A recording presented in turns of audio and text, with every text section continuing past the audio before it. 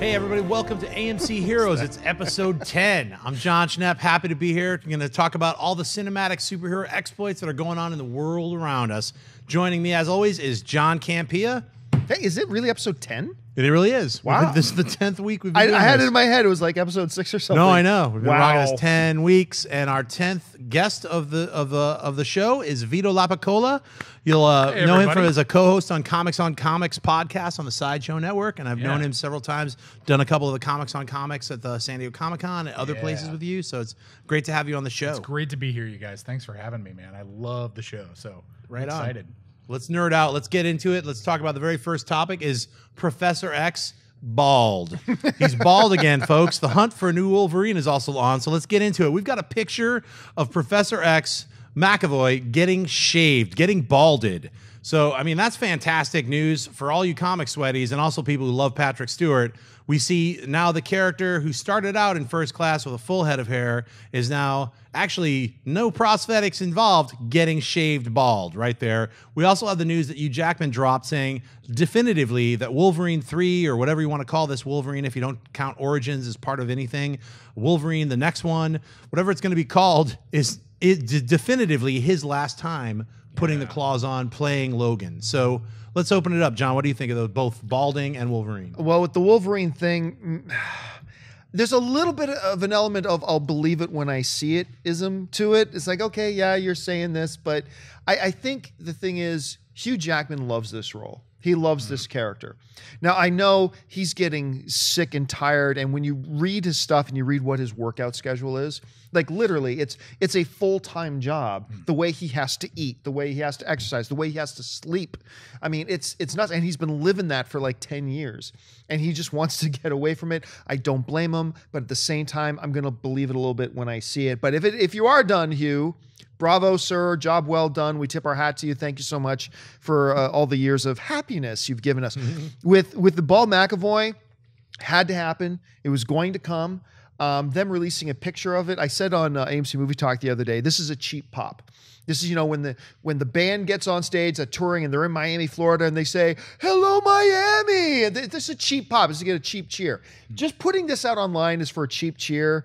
But we love it, and I love seeing it, and it's awesome to see, and I'm really glad you brought up that point about no skin cap. It's just all him, baby, and I love that he's doing Commitment. that. I'm excited about it.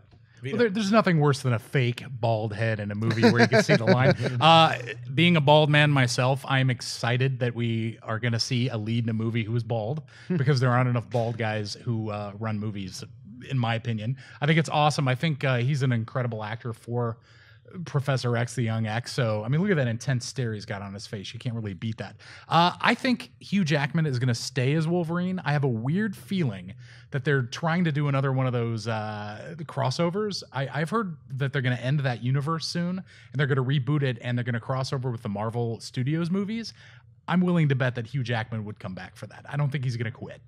Man, I don't know. The blood between Marvel and Fox is so bad. It's deep right now. It's pretty deep bad. and it's bad. And Fox right now is doing pretty damn well. Like, they're not like Sony right now. They're not like Sony where it's like, as a whole company, Sony's going under. We knew about 6 months ago things were going to have to change with that situation. Deals with Fox. They're coming off of X-Men First Class, then X-Men Days of Future Past. Yeah. The word is getting better and better on this Fantastic Four thing. That Is a lot, it? It Yeah. is. It Really? is. Yeah. They had the reshoots, right? So that's So did probably Avengers. what- I mean, so that's the thing. It's just a different scenario. So I don't believe we're going to see those crossover anytime soon. But money talks. Right. The right deal comes on the table. It's going to make Fox $1 billion, make Marvel $1 billion. Damn right it'll happen. I think We'll first see. you're going to see Fantastic Four and X-Men cross paths. Yeah. I believe That's going to happen. Yes. And then, 5-6 years down the line, they might do that. Like we were talking about like DC and how they have like Earth 1, Earth 2. Earth 1 could be the movie cinematic universe. Yes. Earth 2 can be the TV universe. Yep. And even if they hint at it, there is no real reason for them to cross over until it's time to reboot the whole thing. Right. So you can have the Flash running and like, what's that blur? Is that from another Earth? They can have that a lot easier in a TV series because you can explore that over hours and hours of television. A movie, you can't be like, hey, what's that? And then not talk about it later. Yeah. It feels like a red herring. It's just a MacGuffin or something. So it's like, I think that possibility for the DC universe is there. Whether or not I think Fox and Marvel, Disney are going to, shake hands or whatever, I don't think that's going to happen. So it would be money. That's the only reason. Yeah. But they said that money. about Sony, and that kind of came together. I think money always talks. You have Scarlet Witch, who has reality-altering powers. All you need to do is have her pop the universes together. And Well, and you a also way to have do the that. Infinity Gauntlet, Yeah, which is exactly. like beyond They have a reality. time and Just like, space. I'm wearing a different glove. What Exactly. happened? The Well, difference with the Sony situation, though, was that as a whole company, that Sony was starting to get in trouble. Sony was hemorrhaging money.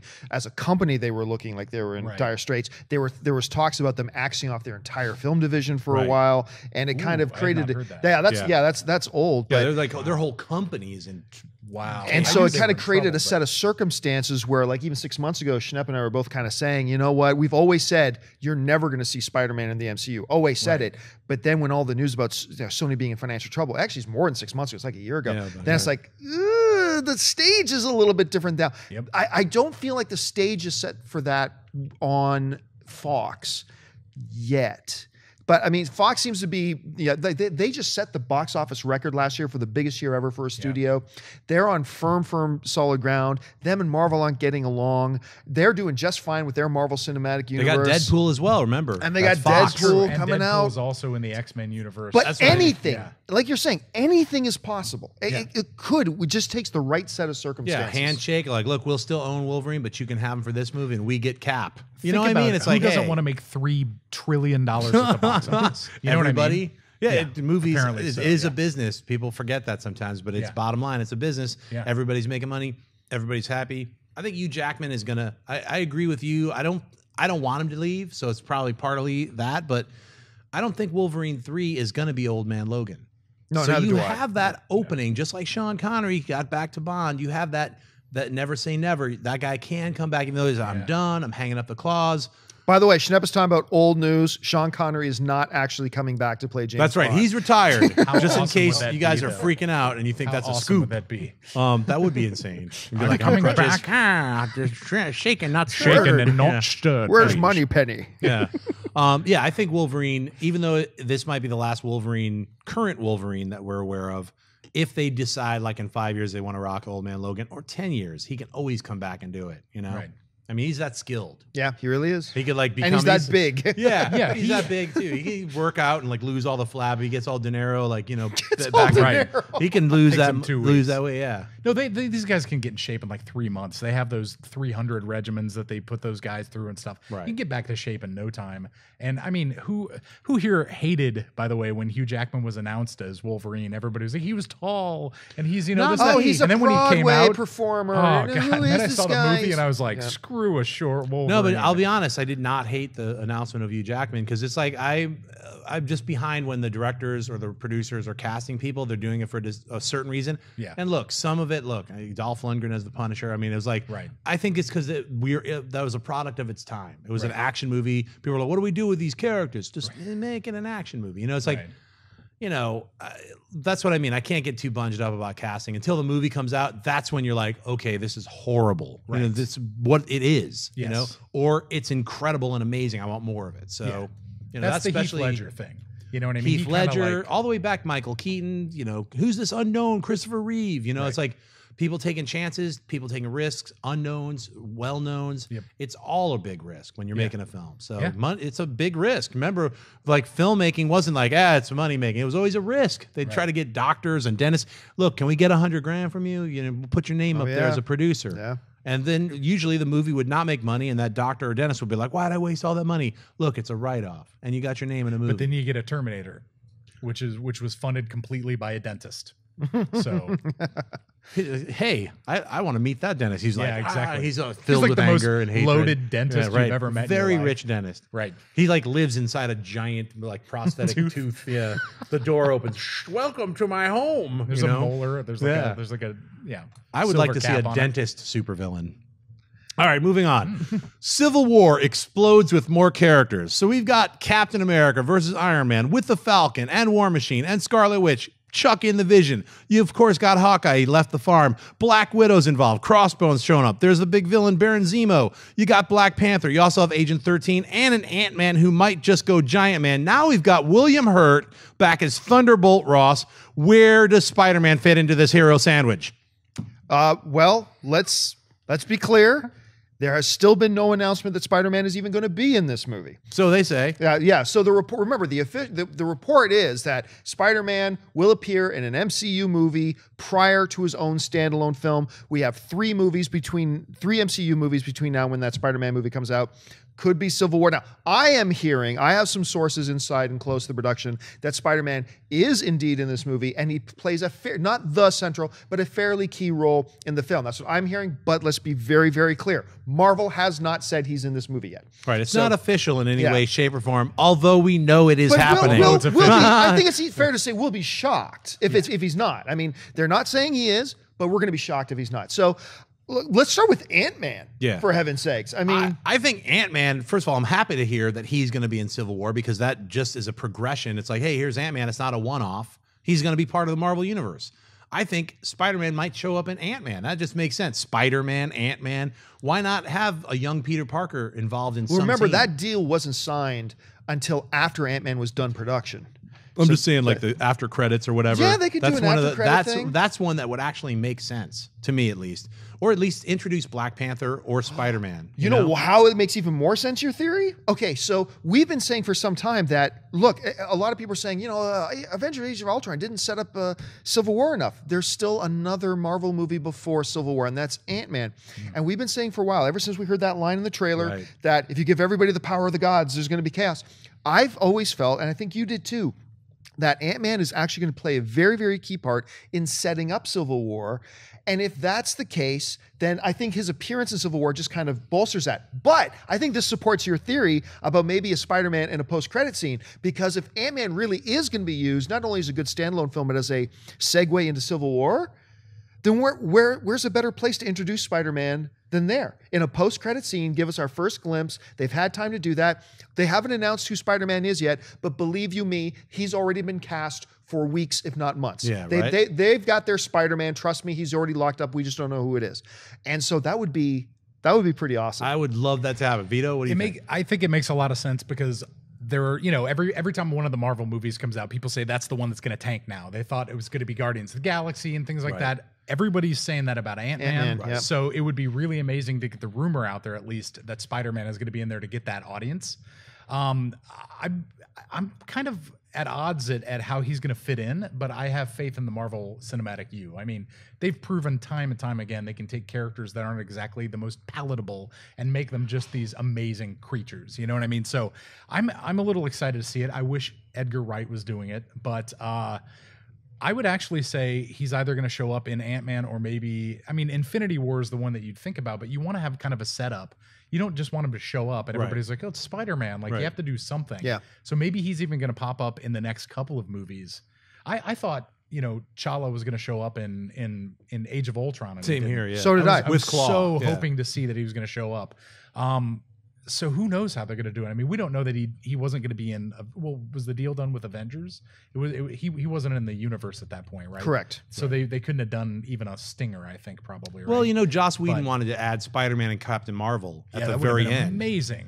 Which look, I mean, they butted heads. Like I think Kevin Feige was like, and he has already announced, hey, there is a Spider-Man in our Marvel Cinematic Universe, and he's running around right now. Yes. Yeah, people aren't just really aware. They just aren't aware of him. So whatever that means, it could be they're going back to like they've been saying, they're casting for a younger Peter Parker, which I think is very smart. That you can get a great trilogy of him in high school before he moves on. So they can definitely do the Clone Saga for the next three. Just kidding. Ben Reilly, Scarlet Spider. We need more secret, spy parents. That's right. Oh, that's horrible. Yeah, Aunt May. Here we go. Yeah, I think Spider-Man has a very high chance of appearing in Ant-Man, which would be amazing. Yeah. I think it would be it wouldn't be too far removed to throw in T'Challa a little bit earlier. And maybe have him maybe somehow Well, that is something they had signed and ready to go when they went into production of Ant-Man. So, I mean, that's the right look, because we're already going into Civil War. You've got so many characters and so much story and all this kind of stuff. Anything you can do in your Marvel Cinematic Universe to alleviate how much you got to do in that movie. So if you can give us an introduction to Black Panther, that's one less thing you got to do in Civil War to free up more screen time and everything. If you can at least give us a peek of Spider-Man, you still got to give us his background once we get into Civil War. But at least that takes something out of the equation.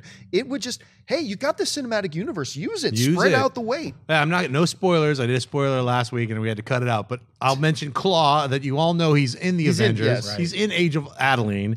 And Age of Adeline. The same character. Yeah, same character. So no, he's in Age of Ultron, and some things happen.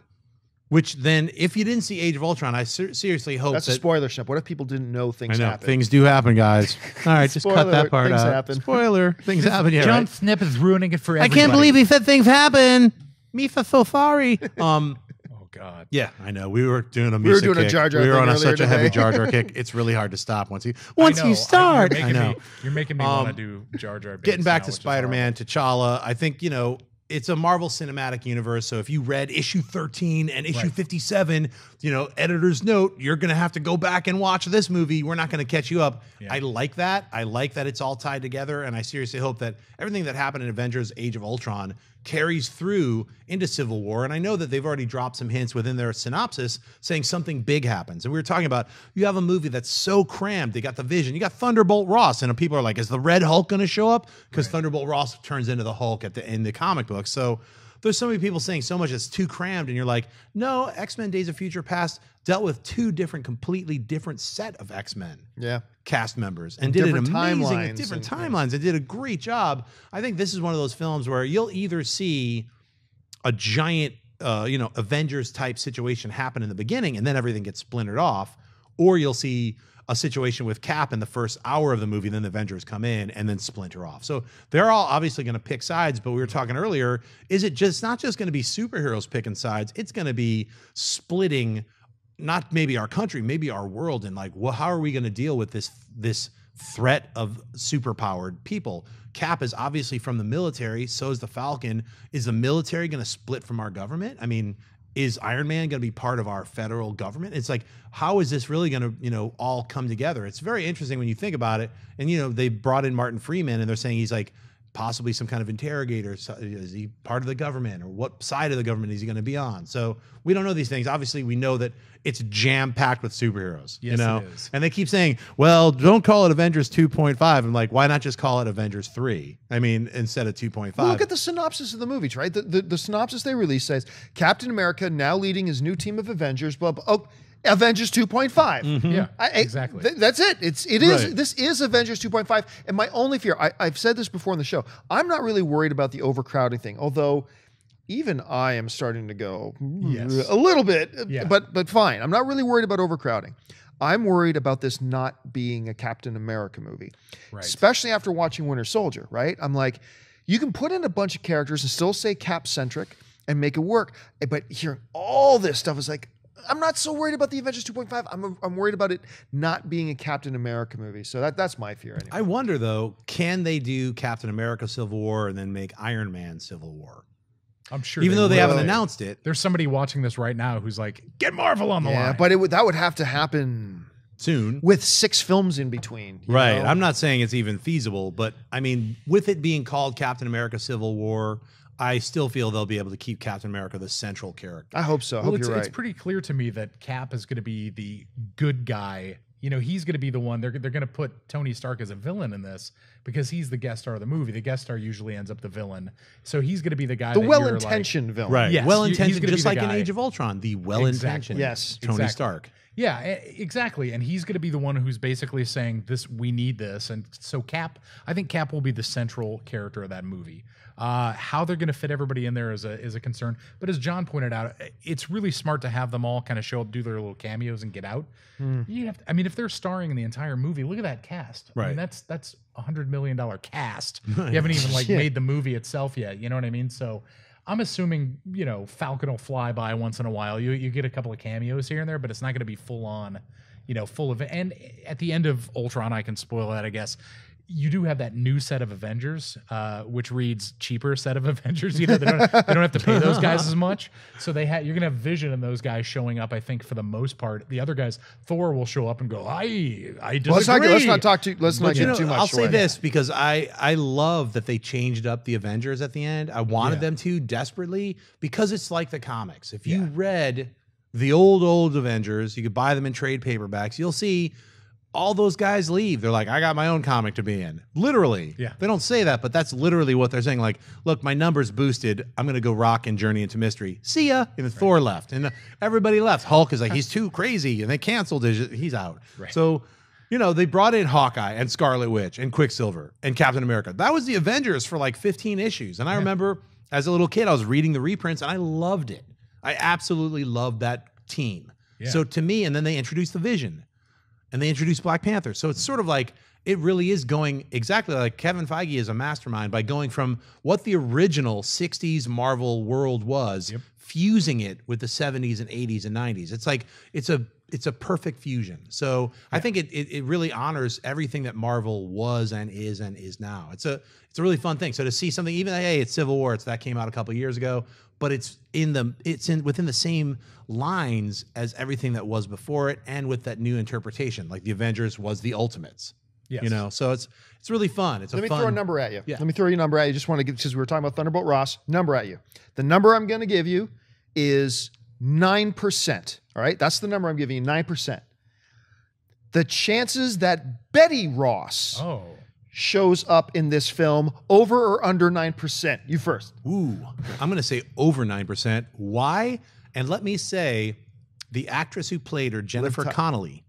Then it was Liv Tyler in the Marvel Cinematic Universe. It's Liv Tyler, right? So Ang Lee, it was the Jennifer Connelly, then Liv Tyler. Yeah, I would love to see Liv Tyler come back.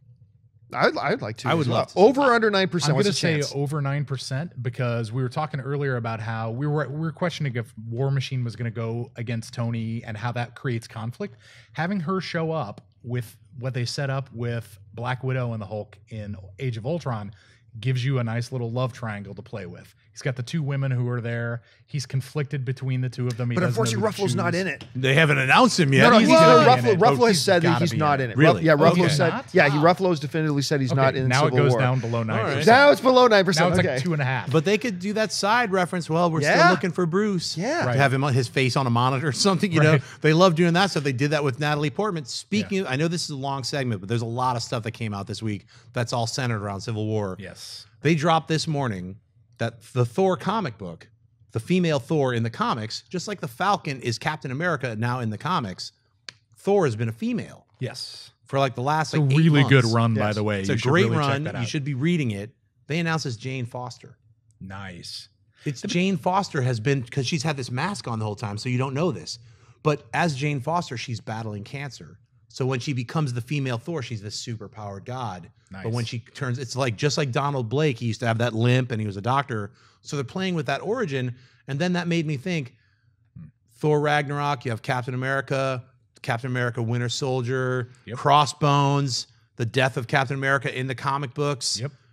Who's going to take over Captain America? I know they were talking about Winter Soldier. Could it be the Falcon? And could, if Thor, through Ragnarok or whatever other issues happen, Infinity Gauntlet, whatever, could Jane Foster become the female Thor? It's very Natalie interesting. Portman? Could she become Thor? That's a weird one. Yeah, depending on which of the runs of Ragnarok. They've done Ragnarok, I think, 3 or 4 times in the comics. There is way more than yeah, because it happens like every couple of years during the reboots or whatever. But like they did one. I always butcher his name. It's Michael Avon Oeming or Emming. Yep. Oeming. He did an incredible run where Thor basically passes into his 10,000 year sleep. That'd be a perfect opportunity to have the female Thor come in. And like you said too, the amazing thing about the Avengers comics and the movies is that the Avengers was basically, let's put some flagging characters into a title and get their titles to sell more and then get them out. And that's why Black Panther was in there and stuff. Yeah. That's a great way to get the new characters in there and the audience will accept it. You know what I mean? You've got 3 or 4 movies with Thor, 3 or 4 with Iron Man. Okay, I will accept War Machine now taking over because it's a similar character, but it's new enough that I'll keep watching. And they did that in the 90s and it was successful when Rusty Rhodes took over the armor and had that silver armor for a long time. He took over, and I love those comics. He was the guy, my co-host on Comics never knew that there was a white Iron Man when he was a kid because he had Rhodes as his main Iron Man. So when Tony Stark came back, he was like, what? And I grew up with like the John Stewart Green Lantern. Right. So for me, you know what I mean? I think people are way more open today, especially with the diversity that's going on. People want to see the black Green Lantern, and I think they're going to be really open. I would love to see a female Thor. I think it'd be amazing. But remember, when those changes happened in the comics, when we got our female Thor and stuff like that, a number of the Marvel writers were directly asked, "It's like, is this where we're going? This is where we're going?" Yeah. And one of the things that the Marvel writer cautioned everybody about, he said, "Okay, don't forget, we're talking about 60 years of comic book storytelling. We're 2 films in." Sure. Right. And remember, like Christopher, I've had a lot of people tell me, "No, I bet you anything Captain America is going to die at the end of Civil War." Chris Evans is signed on for Infinity War Part 1 and Part 2. So he's going to be around for those. He ain't dying in Civil War. And dying is a different way of putting it. He could be like, I'm hanging up the hat for a minute. I'm going covert. Falcon take over the role, or just not even put on the outfit as Captain America. Just be the leader of the Avengers. Who knows how they could play it? Maybe he's not going to get killed and have another Captain America take his place. With that being said, fakes his death. Thor Ragnarok. Just because we're in the world of conjecture right now, and that Ragnarok has happened so many times, my favorite run of that is Walt Simonson's run with Surtur. It's incredible. When he's trying to pull the sword.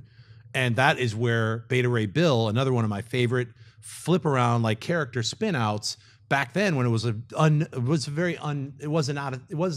that happened all the time. It wasn't like Thor's not Thor anymore. Now it's an alien holding the hammer and he looks like a horse. What's going on? It blew comics up. People are like, what's happening? It was so original and new at the time when it came out. I mean, I remember 337, that issue was like going for $50. And they didn't have, you couldn't buy a comic on a computer. Computers didn't even exist. I had to trade 3 of my X-Men. Like I had X-Men 98, 99, and 100. I traded those for that Thor 337. And those X-Men now are worth like, 500-600. The Thor diminished, but I still have that Thor. But you want to know something? The Thor is better. The Thor is better. I agree. The Simonson run is like incredible. The Simonson run is incredible. So I would love to see, you're right. Natalie Portman might not become Thor, but I'd love to see Beta Ray Bill become Do you remember that there were reports for a long time before the movie came out, and some people were just dead certain of it, that when we got into Guardians of the Galaxy and we got to the Collector, you were going to see a Beta Ray Bill in the Collector's collection. And people thought that there was a Beta Ray Bill. There's one that looks like the pre-transformation. Yeah, I've looked at it a lot. I mean, I've freeze framed that. It's like I don't. But the original Bill was from an alien race that just kind of had flat faces. They didn't even have that horse face. That was like they kind of built him to be this warrior creature. So he looks like that even before he transforms and gets the power of Thor. He's like, I've been transformed by my race to be a protector. Against this onslaught of demons. And they made him look like a bad guy, and then he shows up when he was able to pick up Thor's hammer. Thor realized that he was a good guy. But then it was too late. He had his power. That's a great run, dude. All right, well, fantastic sweating out about the Civil War. Let's move on to something I'm calling the suicide squeezies. So we got a bunch of Big Willie here, like chumming up to the Joker's girlfriend, Harley Quinn. So from these pictures, and it's great. It's really fun to actually see a little more cinematic pictures coming out from on set instead of that, like, I'm in a high school yearbook, cast photo that came out with the very bland kind of lighting. Here we are, we're actually seeing, some repercussions of some kind. And what was that movie that they were both in together?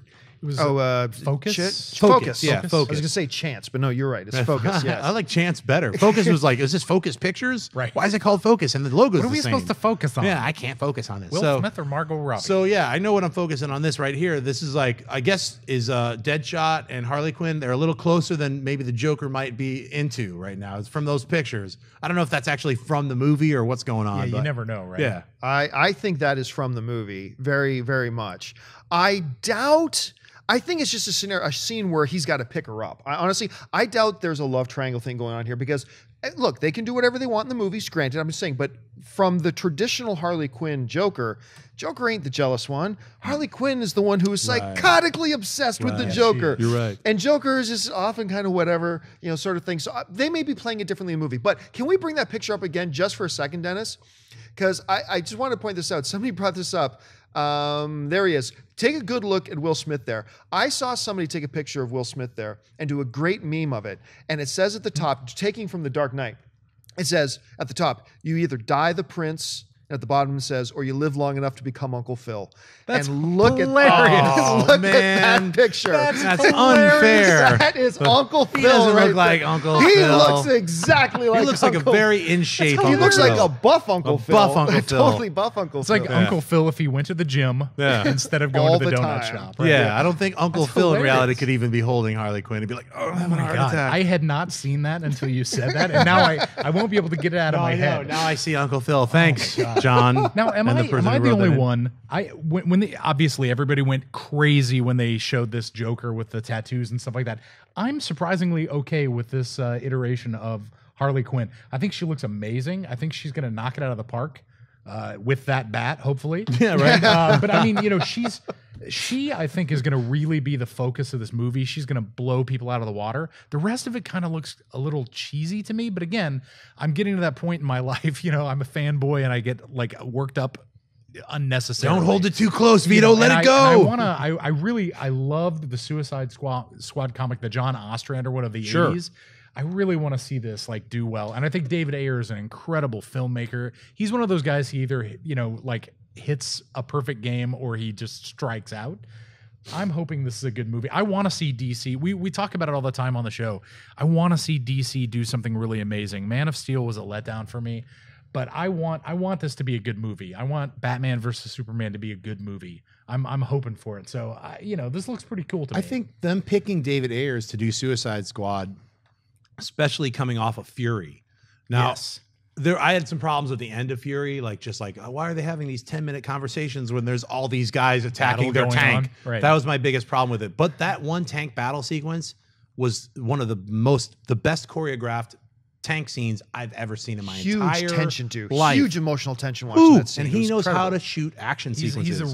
he knows how to shoot Yes. action sequences with guns. Yes, he So there's a does. difference between hand-to-hand fighting and dudes firing guns and stuff. You have to create a different kind of tension. Yes. And he did an incredible job with that with Fury. So I'm really looking forward to this version of a war going on with super villains fighting super villains. I think that's what it's going to be. It's like which version of who's more evil, you know? Right. So I agree with you though. I love this version of Harley Quinn, and we've already heard that there are many reports of her changing outfits. She's going to be in like 8 different outfits. So all the people who are like crying about her not being in her Harley Quinn outfit, her traditional one, or the animated version where she was first introduced, I'm sure you'll see her in an iteration of that. Plus, you can sell way more toys if you have like 8 different versions. Exactly. I'm very happy with her in the outfit she's in right now. She looks great. For many Yeah. different reasons. She looks amazing. Now I don't know that she'll be the main focus of the film. So because I don't think Will Smith appears in movies anymore, that he's not the main focus of the film. That's true, Just ask Quentin Tarantino about that, right? Mm. So I don't know that's gonna happen. Now, and I'm with you. I mean, I want this movie to be good so badly. From a little bit of a different position, I personally lose my mind over Man of Steel. I love that movie passionately, and so I have a lot of hope that the direction they're going with Batman versus it's No, I'm sorry. Oh, sorry. well played, Sorry. sir. I've got a lot of hope that Batman v Superman will be great. I'm loving what I'm seeing so far, and I'm one of the guys who went, they're doing a Suicide Squad movie. Does The not second feels like one the out, right. yeah. I mean- doesn't feel like the right time. Maybe like even Guardians of the Galaxy had to be the 5th or 6th or 7th movie. right. Yeah. Not the right time. But I got to admit, everything I'm seeing so far, hey, the movie could be crap. It might be Right. total crap. But what I'm seeing so far, I got to admit, I'm liking, and I'm liking it a lot. Yeah, and you mentioned John Ostrander in the original Suicide Squad. I have those so issues good. too, but you got to go back and look at Captain Boomerang. Yeah. I was And look how just gonna ask. goofy and stupid he looked. Like a weird blue dress with boomerangs on his. I am gonna get you with my And he's- boomerang. I'm like, oh my god. Okay, who's gonna bet he's the Hawkeye of this movie? He has to be. Oh, yeah, he's for got sure. boomerangs against people with weapons. That can you fire get hit bullets. with a boomerang. That's painful because it goes by you But and I mean- it hits you in the back. Boomerangs are nothing to fool around with, Yeah. kids. He's gonna be the Hawkeye of the movie. He's probably gonna have will to be be. the guy they make jokes about, and they're gonna have to prove that he's a tough guy Right. and that he can do it. In the third act, So- they're going to go to his farmhouse Oh, where his right. wife and kids are. Oh, Suicide Squad spoilers. Oh, sorry. All right, so let's move on. Let's go to something that all of us rejoiced about. It's Brad Bird returning to The Incredibles. The Incredibles 2 has been announced with Brad Bird writing and directing it. People all across the planet, I think I heard it was like the Force or something. They were like, yeah. Collective cheer. Yeah, collective cheer. Oh, yeah. Let's talk about, you mentioned it, John, a decade ago. I didn't even realize it's over a decade. Over a decade that we've been waiting for this. Now, to be fair to Pixar, they did announce this, that there was going to be an Incredibles 2 almost a year ago. On a shareholders call, the president of Disney said, yeah, we're going to be doing, but we didn't know when. You know, there's lots of movies that say, oh, yeah, we're doing that, and then you wait for 5 or 6 or 7 more years.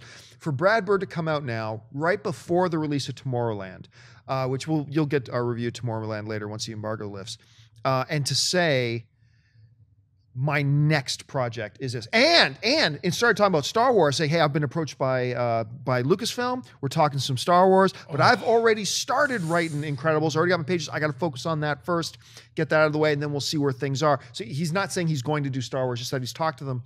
And to know that the wheels are already in motion. Work on the film has begun.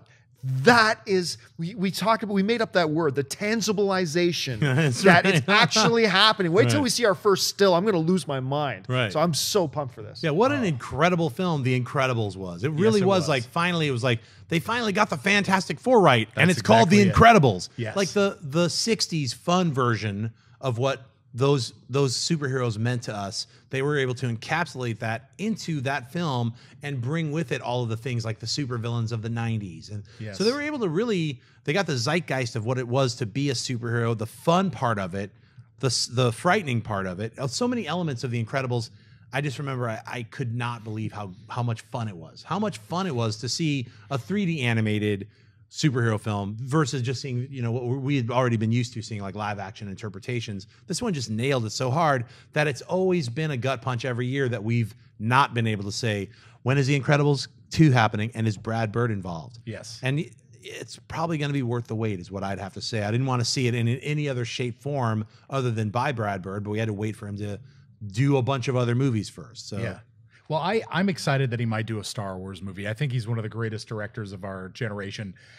The Incredibles 2 is just going to blow my mind. The first movie is so subversive. That has a lot of people don't realize that movie is saying there are some people who are better than others and it's okay. Right. And especially in a society where everyone has to be equal and everybody has to get a badge. Oh, well, he was in the race, so we'll give him a badge. It's like, well, then why have a first, second, third place in the first place if everybody wins?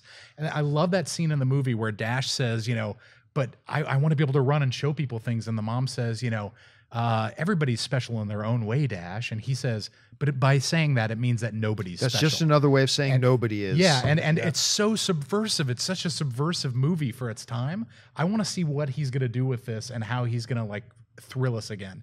I loved Mr. Incredible. I mean, his story about it's this guy with an infinite amount of potential who isn't able to, like, express himself. I think a lot of people feel that way, which is why that movie really resonates.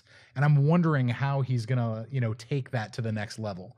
Because he is, I mean, come on. His Mission Impossible movie was out of this world. Unbelievably I haven't seen such a good job. Tomorrowland, but I'm hearing really good things. I mean, I can't wait. Here's the thing, too. One of the genius things about the first Incredibles movie, and a lot of people miss this because it's an animated film. Do you know who that film, really look at the story and listen to the dialogue, you know who that movie was actually aimed at? Early 40s parents. Parents with families in their early 40s.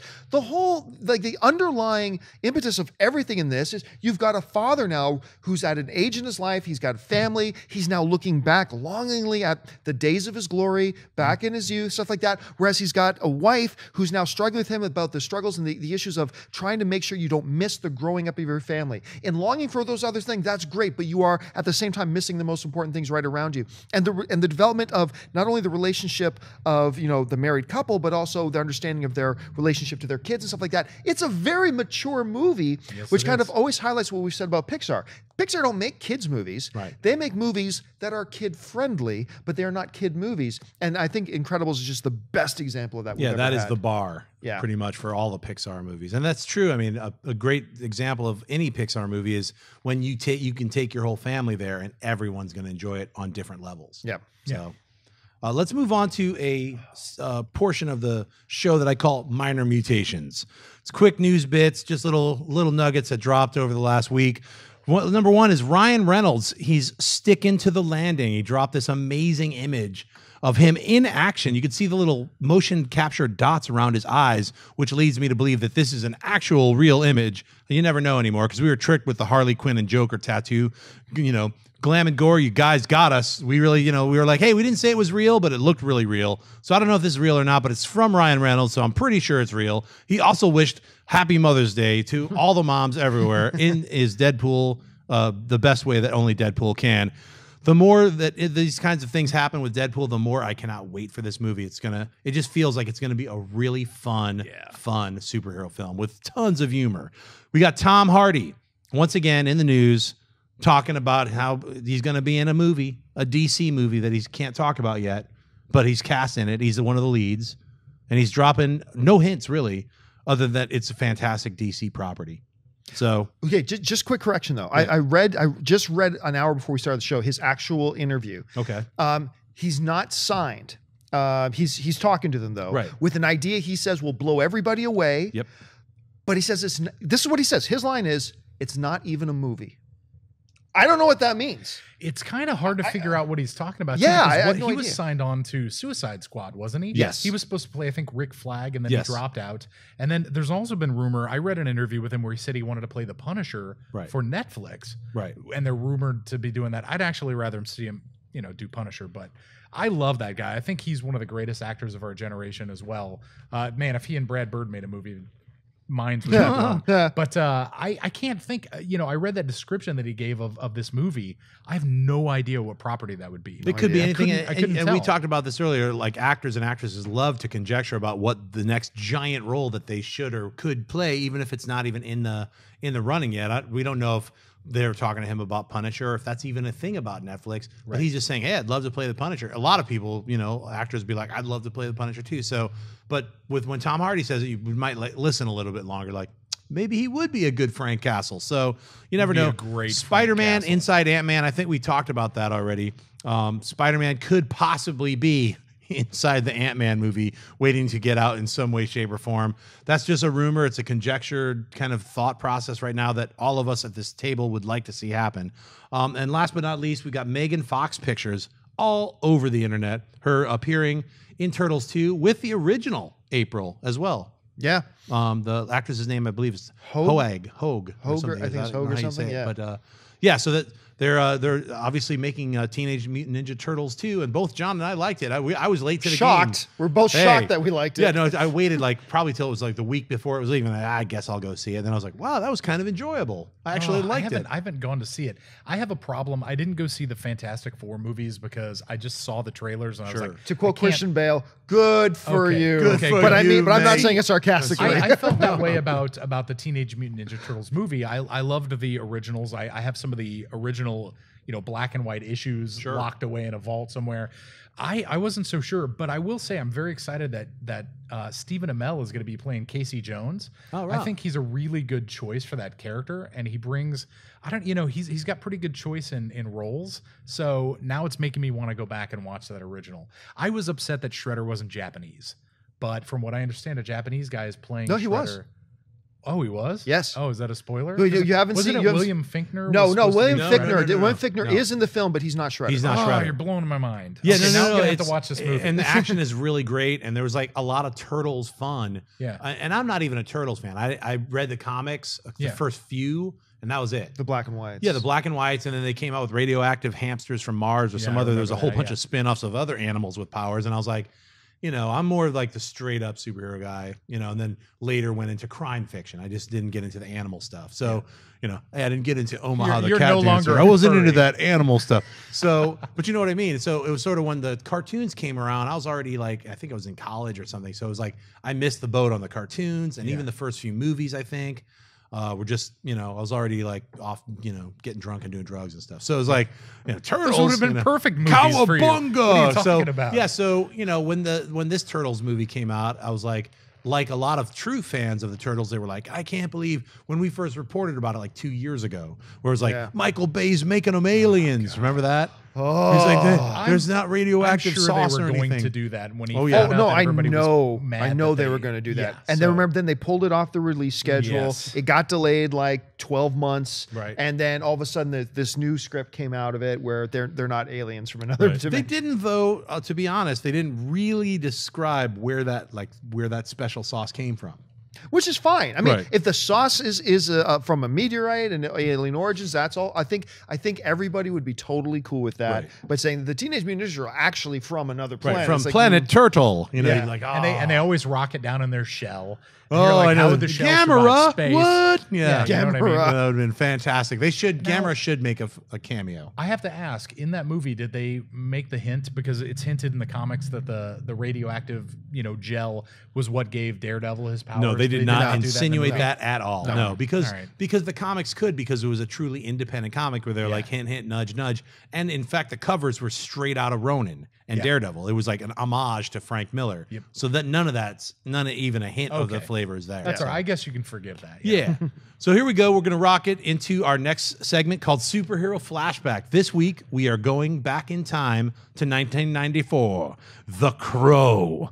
Alex Proyas' adaptation of James O'Barr's independent comic book hit, The Crow. It was quite different from the comic, actually, the movie. It followed the core story of a musician killed, and then he rises back from the dead to exact his vengeance with some special crow following him around, and he had some kind of powers. You could shoot him and nothing would affect him. It had a killer soundtrack, gothic dark fights.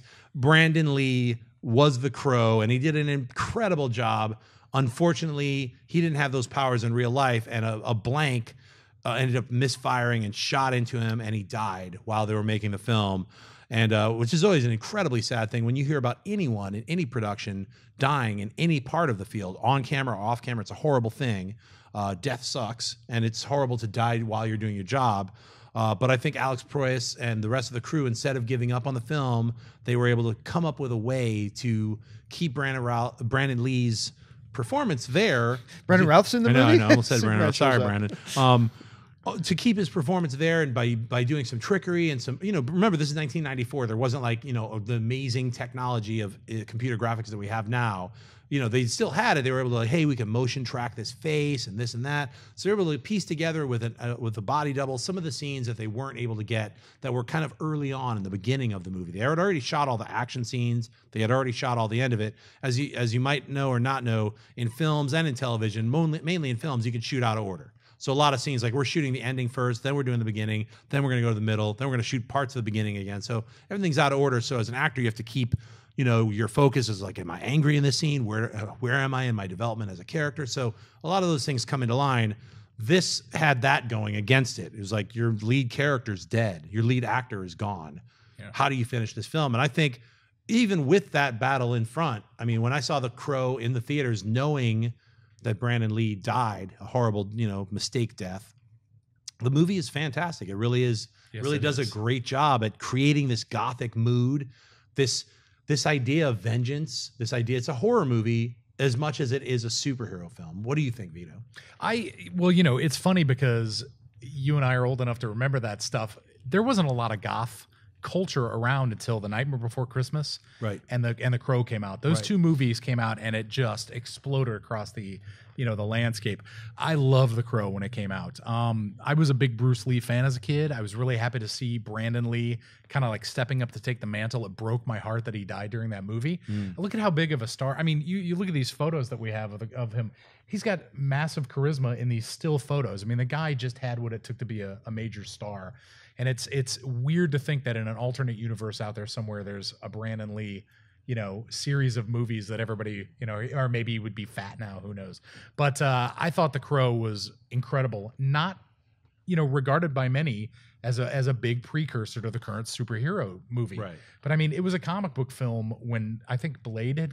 No, Blade wasn't out yet. Blade was not 99. This predates yeah, this it. was, and it was a massive hit. I think it really opened up the floodgates for other superhero themed, comic book movies and stuff. I love it. I mean, it saddens me that they're going to remake it. I'm never a fan of remakes, but what a damn good movie. Excuse me. Did I cuss? Oh yeah, you can say okay. that. That's fine. Okay, good. One of the things that stands out to me most about The Crow is that if you did not know, and the funny thing is today, a lot of people don't know that Lee died during the production of this movie. If you did not know that and then watch the film for the first time through, you would have no sense of it. It's a lot like Furious 7 in that way. Right. That if you didn't know all about the Paul Walker tragedy, the way they shot that thing and executed it, you wouldn't know that he died 3/4 of the way into shooting the film. And that was, but today with Furious 7, they had all the digital technology you were talking about, right? In the day, they didn't have all that. And for them to pull that off was impressive, to say the least. It's a beautifully done film. Yes, the way it's set up. It's one of the few North American films, because I find Asian films know how to use atmosphere as a main element in it. And this was one of those North American films that really heavily utilized atmosphere. Now, I thought Brandon Lee was very good in this movie playing this particular role. I did not think he was a very good actor. I wish it was the only film of his I'd seen. Unfortunately, I did see a lot of the other ones that he was getting because he was Bruce Lee's Showdown son. a Little Tokyo. I love that movie, even though it's really bad. It's a good guilty pleasure. But I mean, for this movie, the tone of it, and you're so right, it is legit. When you can be one genre of film and legitimately be called another at the same time. This is legit a comic book movie, but it's also a legit horror film. And it spawned, you're right, when you watch a lot of movies today, if you go back and then watch The Crow, you say, man, there's a lot of elements that filmmaking today takes from The Crow and uses from that original. And it's just really impressive. Well, I think another aspect that you're bringing up, which is superhero and it is vengeance, brings in that, like, if Jason or Freddy or all these nightmare creatures had a little bit more heart and were acting out of vengeance for restitution. They all do have some kind of form of restitution, like, I'm going to kill those kids on Crystal Lake or whatever. But Eric Draven had the you murdered my fiance. It was like this very close emotional thing that, the Crow powers or whatever. I'm looking forward to a sequel, or I'm sorry, a reboot of The Crow, because the comic book was totally different. Alex Proyas is an incredible filmmaker. He also had that same kind of dark energy that he brought to Dark City, which is another fantastic film that I wish he would have made more of. He did iRobot, which just didn't really do it for me. But you have every director and filmmaker, they have hits and misses. But The Crow is an incredible hit. The soundtrack, The Cure, just an incredible soundtrack. So if you haven't seen The Crow, do yourself a favor and check it out. It was 1994, so it was definitely before the launch of superhero films. You had only a few, I think you had The Shadow and a bunch of these weirder ones. The Phantom, Smash Evil, some crappy, you're like, what? Street Fighter. Yeah, just like a Corman's Fantastic Four. So many misses as supposed to hit. So you're like, when you get one of these, you're like, hold on to it. You're like, thank God they at least got The Crow right in whatever form it was. The newer version is going to be way more faithful to James O'Barr's comic book. Well, James O'Barr is actually acting as an executive producer on this one, and is actually a consultant on the film as well. So it might be awful, but I think at least it's going to be a lot truer to the comic, like you were saying. Yeah, but even with the jumping off point that this movie, The Crow, went from his original comic, I still call this a massive success because it's amazing. It's ultimately rewatchable. It's 1994, and you could pop it in right now and watch it right now, and you won't feel the time. No. So that's a hit to me. Did you guys know that Alex Proyas was actually supposed to direct Thor and Silver Surfer for Fox?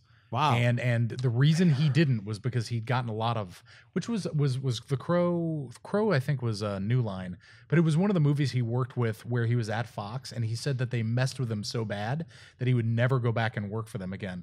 And Silver Surfer was his dream project, but he was never able to make it because he said he would never work for them again. So, and they wanted him for Thor as well, which would have been really interesting. That would have been interesting.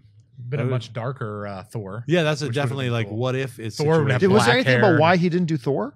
I think it was because it was at Fox at the time. Fox had the rights. It was before Marvel Studios had started getting its idea to bring all things together. So Yeah, 94, Marvel was in really bad straits. They were up for sale in 99. DC almost bought Marvel. Yeah. That's the craziest thing. Can you imagine what would have happened if it would have been one universe? That's a whole weird what if right there. So speaking of what ifs, this is a segment I like to call Superhero Spotlight, where we take a character or a comic book series that has not been announced yet as a movie and put a spotlight on it and be like, studios, anybody who's from a studio or producer watching this, check out The Sword.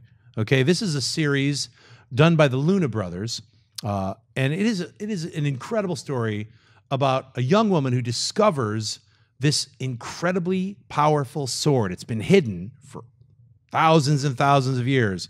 And it's the only thing stopping 3 incredibly evil ancient gods from re-enslaving humanity. It's this one sword, which is able to take all 3 of these gods' different powers of the control over earth, the control over water, and the control over air. This one sword is able to stop all 3 of their powers and render them not only mute, but also it can kill them. So all 3 of these gods had to disappear and go into hiding. And the person who held this sword also disappeared and went into hiding for thousands of years. And these 3 gods have secretly been searching to try to find this person who had that sword and kill him, and get rid of the sword so they could re-enslave humanity. So this, when I picked up the first issue of this comic, and nowadays, like, you guys can buy stuff online and there's trade paperbacks. This existed too, because this was only a few years ago. I think this was like 2008, 2007. These are trade paperbacks. I think I picked up issue 1, 2, and 3. I like the Luna Brothers artwork and I like their writing. They had done another series previous called Girls, which is, I don't want to ruin it because I could talk about it next week as another possible thing, but that's another movie that could, a comic book series, which could easily become the next Walking Dead if somebody woke up and snapped it up, or make a movie out of it. That's how great it is. Get with and get on Girls. But right now we're talking about the sword. I think the sword would make an incredible trilogy. You have these 3 gods. You have this incredible story about this, just a normal girl who all of a sudden, when you hold on to this sword, you have the power of the gods. You're invulnerable. He-Man. Literally. But when you thinking the same thing. when you put that sword, when you put that sword back down and aren't holding on to it, you're human again. And you can get beheaded. I've not and all read this comic, but you're making me want to go out and pick it up right now. It is so fantastic. I read every issue month by month. I bought the first 3, and I knew they were coming out with a trade every 6 issues, so I knew it was a finite series. It would go to 24, but I couldn't resist it. Like, when sometimes I'll buy the first or second issue of something, and I'm like, I'll wait till the trade comes out. This was one that I had to go back month after month after month after month, all 24 months. Wow. And buy every single issue. I remember they were late a couple times, and I was like, "What are they doing to my life?" When I gotta get this on Comixology tonight. I'm gonna read this tonight. You will enjoy it, you John. sold me. You've totally sold me on dude, this. I don't know if the camera was on John's face or if it was on the photo while you were describing that, but you were so into it that I kid you not, I was like, I want to go on Amazon right now and order that thing. I mean, no, but it's one of those comics that I enthusiastically support. Sounds amazing. It really is. It has that kind of energy that certain comics can never have again. Yeah. Because it's so original that as you're reading it, you're like, you don't know what's going to happen next, and things happen in this comic issue by issue that you're like, I can't believe that just happened. Like, horrible things that you would not expect to happen in this comic. It saddens me, though. That's the beauty sometimes therein of an independent production. Yeah. Whereas they don't have to be like coddling characters or cradling or cupping this character. Yep. Anybody can die. Anything can happen, and it's permanent. That's one of the things that I always get worked up about. Like, when people are talking about the Walking Dead, television series, I always tell them, read the comics. There's so much more crazy things that happen. The governor in the show is so like laid back compared to the one in the comics. He's a monster in the comics. And when you see Michonne, she wants to take him down, there's a reason. I mean, it's not just her going, I don't like him. Read the comics. The thing that saddens me is that if the sword got picked up, it would get watered down. Nothing saddens me more than not being able to see the full effect. Read it, and then I don't think in the right hands, it can be adapted so perfectly. It really is. I mean, the Luna Brothers definitely bring that with them to all their comics or their original comics ideas. They bring something that, to me, is a perfect melding. It is in truth, it is the comic book, and it is not a movie. It's not like they're living storyboards waiting to be adapted. It's a comic book. But the way they tell their story, I can so easily see it working so perfectly as a movie. That's why I'm recommending it. But I also am recommending it because I think all you guys out there, you guys and gals, should buy this comic, get it on any kind of digital platform you can, and read it tonight, because you will not be disappointed. It's one of those truly original comics that just went under the radar. And I was like, why don't more people know about the sword? I was like telling all my friends as it was coming out, are you reading the sword? They're like, no. I was like, so hopefully a few people, I'm glad you guys are going to read it. So, all right, let's move on to our Twitter questions. So every week you guys do a hashtag AMC Heroes and write in some sweaty questions for us to answer. And we're going to rock it and roll right now. Question number 1 from Nabil Shahzad. Nabil says, I think Iron Man is going to build armor with vibranium for Civil War. Is it a spoiler? He's giving the look in Age of Ultron. I don't really understand that last part, but the question is Iron Man going to use vibranium? No. Okay. The impression I got, although they did not say this in the movie, I'm not going to give any spoilers away, but they did not say this in the movie. I am getting the same feeling because of the way that Claw. What can I say that's not really spoilerish? Okay, well, you know who Claw is and you know where he comes from, so this isn't a big deal. The way Claw was storing the vibranium, I got a feeling they're going to be treating vibranium the same way the X-Men universe treated adamantium, where remember what Stryker said. You have to harvest it when it's in its liquid form because once it cools, that's it. There's nothing else you can do with it. And I got the feeling, number one, if you let Iron Man build an armor suit out of vibranium, then that's it. There's nothing left to do in the Marvel Cinematic Universe, you know? Yeah. So my feeling is if you watch Age of Ultron, once again, not giving you spoilers away, I don't think there's anything left for him to use. So on that basis, on those two things, because number one, what do you do with Iron Man if he's got basically an adamantium suit, in this case, vibranium? And secondly, the way the story was set up, I don't think there's any more in play. So anyway, that's the way I saw it. How did you? I'm going to have to agree with you. I got the feeling at the end of that movie because it's a Deus ex machina type situation. If you have vibranium, you're pretty much invulnerable. Yeah, you got the shield. They mentioned in one of the earlier movies that the reason why his shield is so special is because vibranium is so rare. Right. And yes, without spoiling Age of Ultron, there's a lot of stuff that happens with vibranium in the movie that makes me think.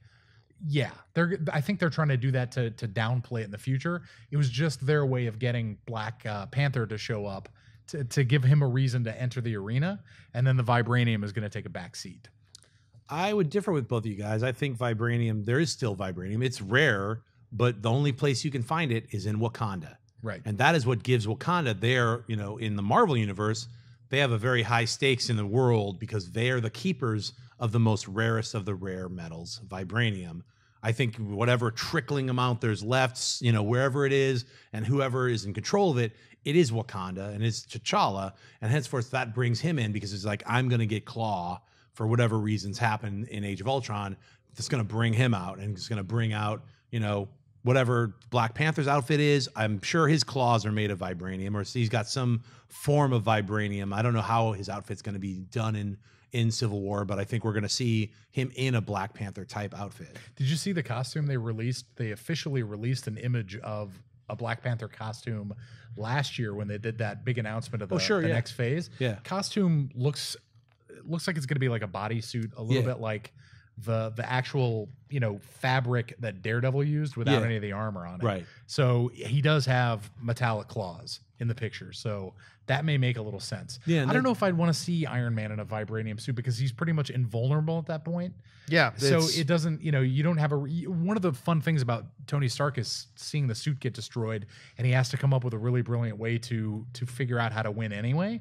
And with a vibranium suit, you lose that kind of element of danger. You know what I mean? It's like, well, yes and no. Remember, it still has to, it's just metal. It has to have all the internal workings and technology keeping it moving and all that. Otherwise, it's just a suit of armor. And maybe it's super heavy without all that. He could be depowered and still have a vibranium suit. It's not out of the picture. But let's move on to question 2. DSM and a bunch of numbers says, if Waterman is good and well received, will and should Marvel make Namor? And of course, by Waterman, he means Aquaman, and he means what we are calling Aquaman, the King of Atlantis, which is what they should be calling that movie, because that would be awesome. But if Waterman's well received, I don't think Namor is going to be. And Namor is also one of those situations, just like the Hulk, where the rights are split by several different studios who none of them like each other. Yeah, Universal Pictures is who has the rights to Namor, from what I understand. They've been trying to get a Namor movie off the ground for years, and I don't think that I mean, let's face it, he's an incredible character when he's dealing with the Fantastic Four. He's an incredible character when he's butting heads with the rest of the members of the Illuminati and stuff like that. He's a good foil. But holy cow, how annoying would he be by himself in a movie? He's the biggest egomaniac. He's got a bad haircut. He's naked half the time, which I'm sure, nobody would care. But I mean, he's a really interesting character when he's interacting with other people, not so much on his own. I mean, But then again, people said that about Iron Man. Right. He does have little wings on his feet, Right. on his ankles. Yeah, I mean, never forget the power of the Yeah. wings. Yeah. Quick thing here. A quote from Kevin Feige from not so long ago. The rights to Namor are no longer at Universal. Oh. They do have the primary rights back. However, Kevin Feige said the following: "It's slightly more complicated than that. Let's put it this way: there are entanglements that make it less easy. There are older contracts that still involve other parties that mean we need to work things out before we move forward on it, as opposed to an Iron Man or any of the Avengers or any of the other Marvel characters that we could just put them in." So it sounds like the primary rights do go back to Marvel, but it sounds like there are still some legal issues entangled with third parties that have certain rights to this or that, or elements of it that make it too difficult for them to make a movie. So that paints a very bleak picture for the immediate future of a Namor movie. But look 5, 6, 7 years down the line, and maybe they can get those contracts worked out. They said that about Daredevil. Yeah. Remember, Daredevil was owned by Fox, and they were like, we'll never see a Daredevil movie. And then 5 years later, we get a Daredevil series that's amazing. So you never know. Yeah, I mean, things clear up really quickly once money, is involved, or if they are able to, like, hey, we figured out a good take on Namor. Can we work something out?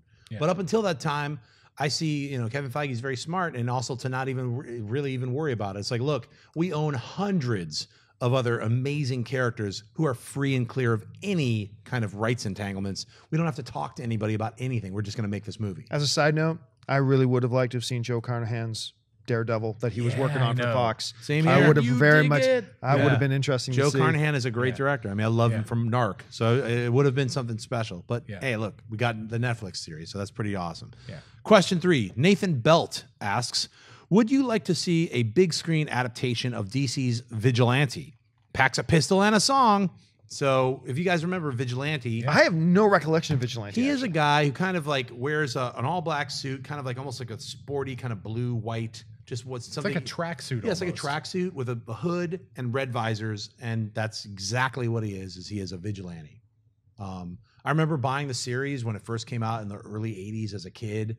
I didn't really get it. I think it's George Perez and Marv Wolfman. It was Marv Wolfman, who created the character. So it's been a while, but I remember I bought the first like 4 issues, and I was like, oh, I'm kind of into it. I really don't get it though.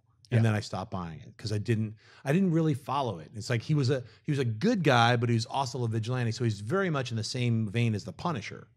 I was going to say he is actually the DC Universe's answer to the Punisher. Yeah. He came out roughly at the same time. Yeah. I believe I read somewhere that Marv Wolfman had been asked to create their Punisher character.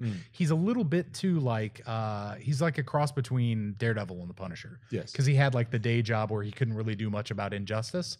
And then at night he would go out and avenge people. I will say this though, there's an amazing 2-issue run that Alan Moore wrote, which is absolutely unbelievably good. It's called Father's Day. I think it's in one of the collections you can get. The DC, I think it's Tomorrow, the DC Universe. Sure, that has all the Swamp Thing and all his other ones. His Vigilante, if they could adapt that, if they could get that tone into a movie or a TV series, I think it'd be amazing. I also think it would lend itself more to a television series than a movie. But then again, we don't know that this person wasn't asking about the vigilante character from the 30s, which was a really bad cowboy with a ghost mask, I think. Right. No, I think, I don't think he was talking about that vigilante. And that vigilante is DC. Right? Yeah, well, both these They're are both DC. That's correct. Yeah. But this was the cowboy version. Yeah, I would actually like to see a version of that. And I think Marv Wolfman is an incredible enough creator that they could make that work as a show. I'd watch it. Yeah, to me, I'd much rather just see the actual thing that it was ripping off, Punisher. I don't feel like I never felt like we'll see the Punisher. But that's what I'm saying. I always felt like it was like, I tried it out. It's just yeah. Why have fake chocolate ice cream when you can have the real thing? So some people are lactose intolerant. I know, right? That's all right. All right. Question 4. We got Kodiak Sanders asking, would you guys like to see a Cloak and Dagger join the MCU soon?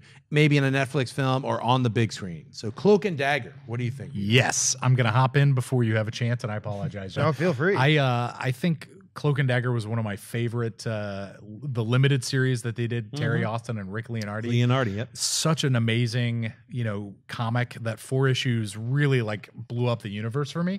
The interesting thing a lot of people don't realize is that the priest character in the Daredevil series is the priest from the Cloak and Dagger comics. So they have set up the possibility of those characters. I know that Marvel wants to do a Runaways movie or series, Right. and the Runaways have crossed over a lot with Cloak and Dagger. I think it'd be amazing. That's one of the ones I can't wait to see. Like if they announce it tomorrow, I'd be the first in line. What do you think, John? Yes, much preferred as a movie. I think Cloak and Dagger visually would work as a film better than a series, because what I liked about Cloak and Dagger when it first came out, I'm glad you mentioned Leonardi, because he was doing Spider-Man at the Amazing. time. Yeah. And he had this very particular art style that when they did that limited series, the way he drew Cloak and the way Dagger would be encompassed by Cloak, and like it was the light and the dark hiding in between each other and the shadows and stuff. I just think that's such a cool visual. I mean, I'm sure they could do it for TV as well, but I'd like to see that as just a standalone movie, Cloak and Dagger, and maybe even not part of the MCU.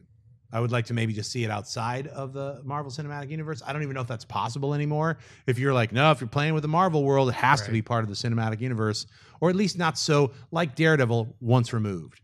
Like if they can start to do, we were talking about that with like the Midnight Suns, or like, that's our next question, which let's go into that. We had mentioned it last week, so I picked this question because it really goes into something that I think should be talked about. Skylar Palmerton says, on Monday's AMC Movie Talk, you guys talked about monsters. That's right. That's what we were about to jump into.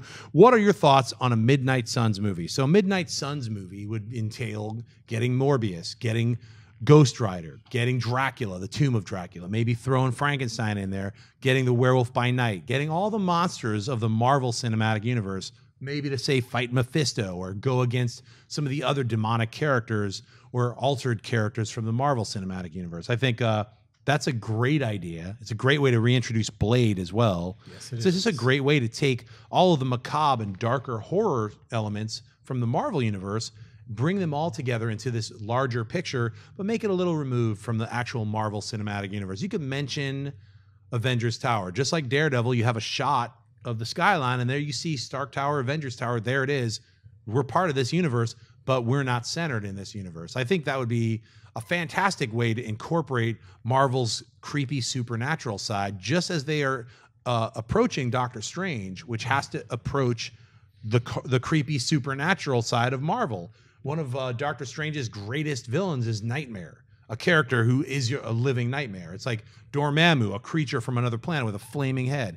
I mean, there's so many different bizarro characters, all based in the supernatural or other dimensions from the Doctor Strange universe, that it's high time that they actually introduce these other elements, just so at least Doctor Strange has a world to play in. So what do you think, John? Well, I mean, you got characters like Morbius or Hellstorm or whatever.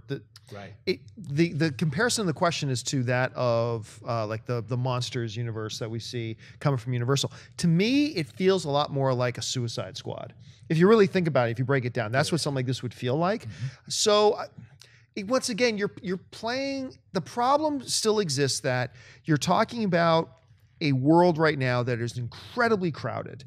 The Marvel, not just in the cinematic universe, but the production of this cinematic universe is so crowded and so full, and just has worked so tirelessly and hard to develop the particular tone that they want for their movies, to the point that they even let Edgar Wright go because it didn't fit in with their tone anymore.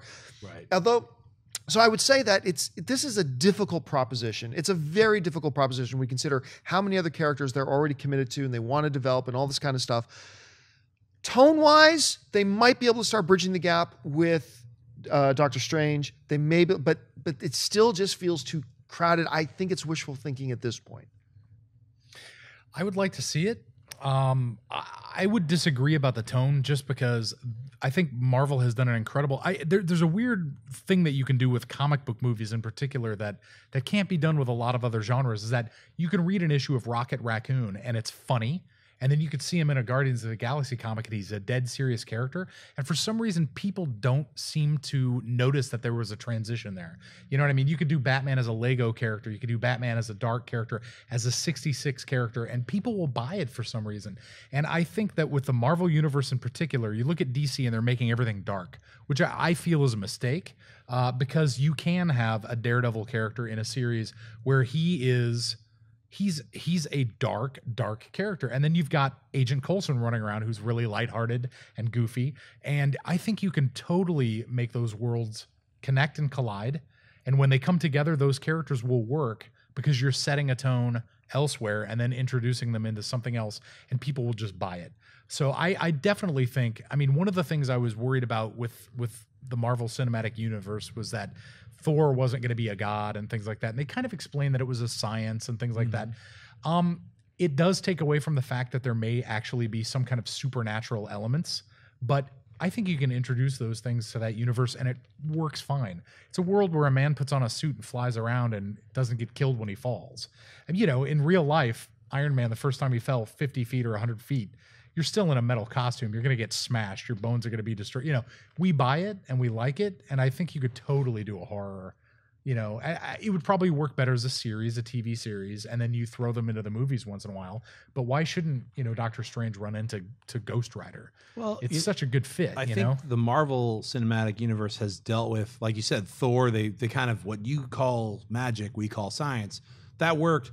But once they started to introduce these Infinity Stones, like the ether from the Thor: The Dark World, it's unexplainable. It's some kind of magical red fiber that, you know, what is that? Right. It's not even in the realm of science. Someone from another planet or dimension can describe it as science, but we mere mortals, it's magic. Right. Yeah, well, I went out the window as soon as Thor went into his hot tub time machine and said, "If the spirits will grant me the vision." It's like, well, there goes that. Runes and this other stuff. And you got him shirtless. That was the point of that scene. Yeah. But look, I think the magical, supernatural elements have already been injected into the Marvel Cinematic Universe. We're just cool with it because we've already eaten it. It was a cookie we already ate like 3 years ago. We're like, yeah, the ether. Well, it's a science type thing. Not really. Neither is the glove, you know, because neither is the vision. Well, why would think about it? Why would putting rocks in a glove suddenly make you all powerful? I mean, it's a silly notion. Well, because they're special gems. Right. Exactly. All of it's kind of corny when if you put too much thought into it, it's all silly. You just buy it because just like you buy that the Millennium Falcon can really fly. You know, how is it powered? I don't know. I love the way it looks. Right. But here's what it always comes down to for me when getting these questions. Because I had this debate with somebody about how,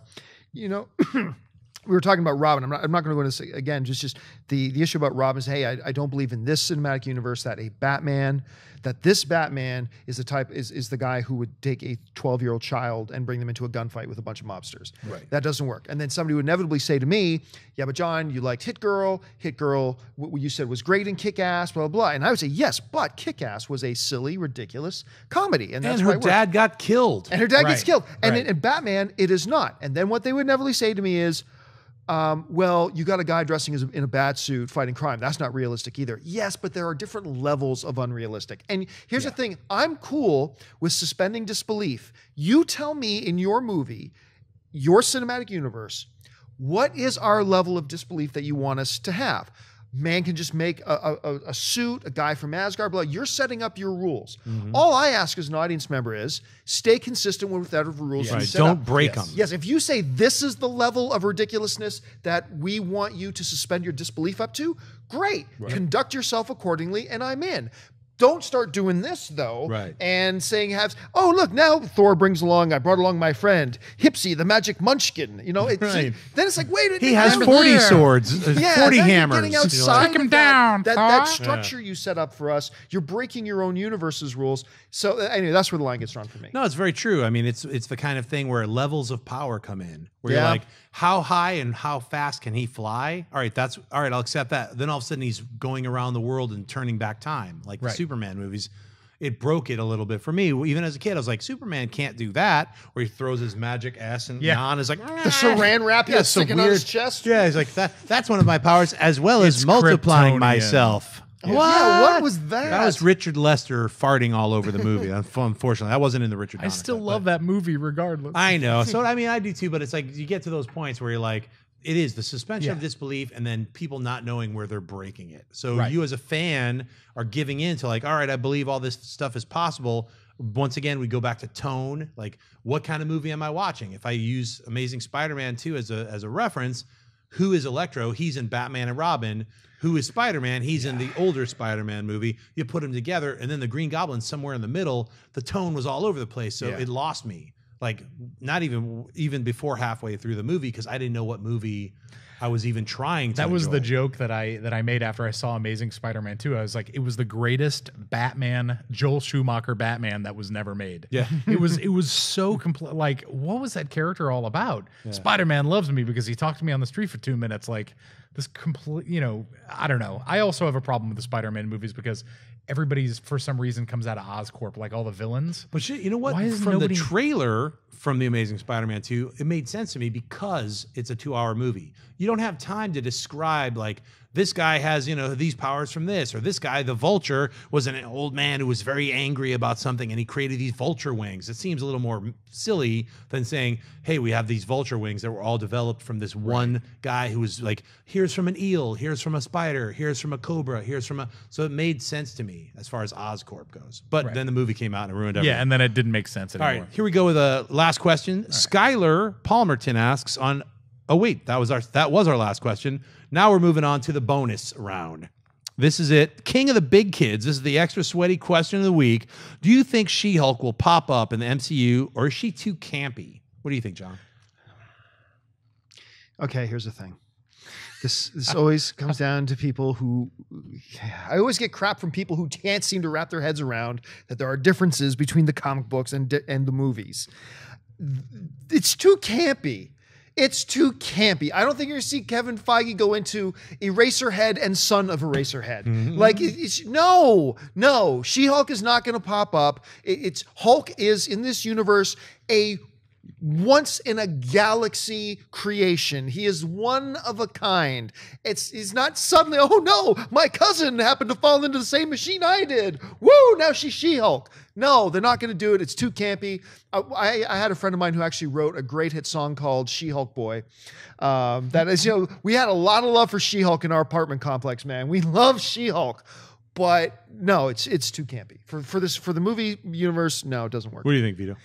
Well, it's strange because they did try to set up the leader in the Incredible Hulk movie, and you saw his head mutate and everything like that. So you can buy that. My question is, why aren't they trying to gamma radiate everybody, and why aren't they trying to give, replicate the serum? They touched upon the super soldier stuff in the Agent Carter series and stuff, but like, I could buy that they were trying to grab some people and gamma radiate them, and they've gotten different, results.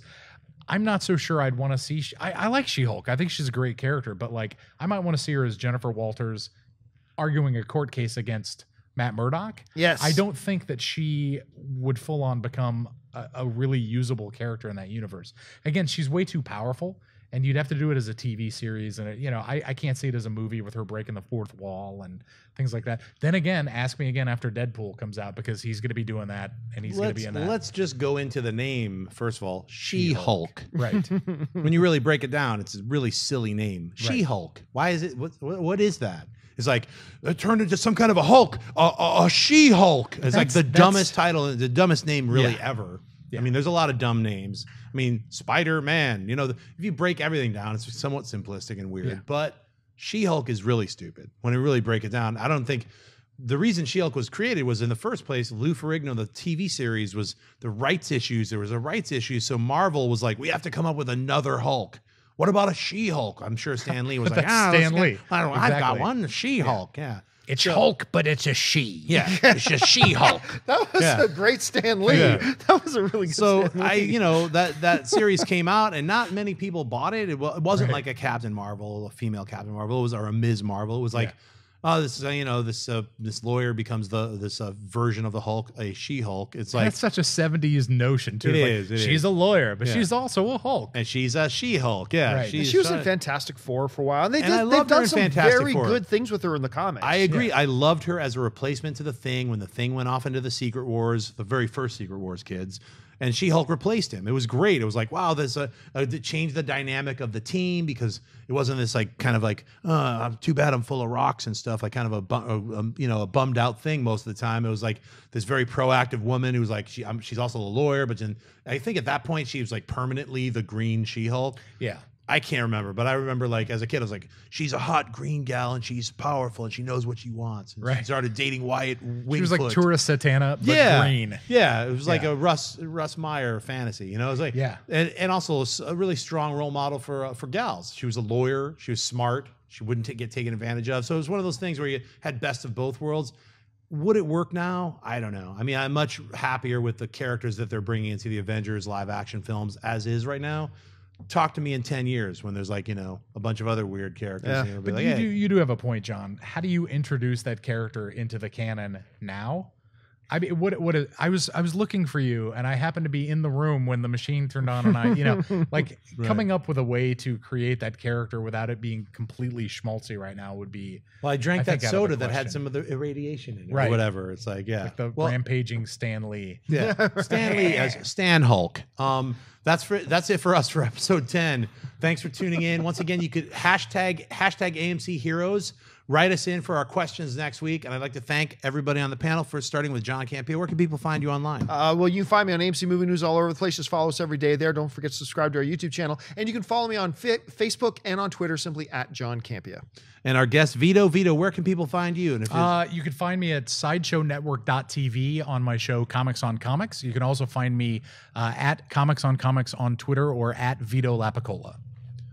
Right on, and I'm Jon Schnepp. You can find me on Twitter and Instagram, just at Jon Schnepp, at TDOSLWH. I'll be in Atlantic City at the ACBC this weekend. Come by and say hello if you're in New Jersey, hanging out. I'll be like pimping some The Death of Superman Lives, What Happened. I'll have a panel. The following week, I'll be at the MCM London Comic Con. All you UK sweaties, get your tickets now. Get them right now for our Friday and Saturday, May 22nd, May 23rd screening of The Death of Superman Lives, What Happened in London at the MCM London Comic Con. Until then, I will see you next week.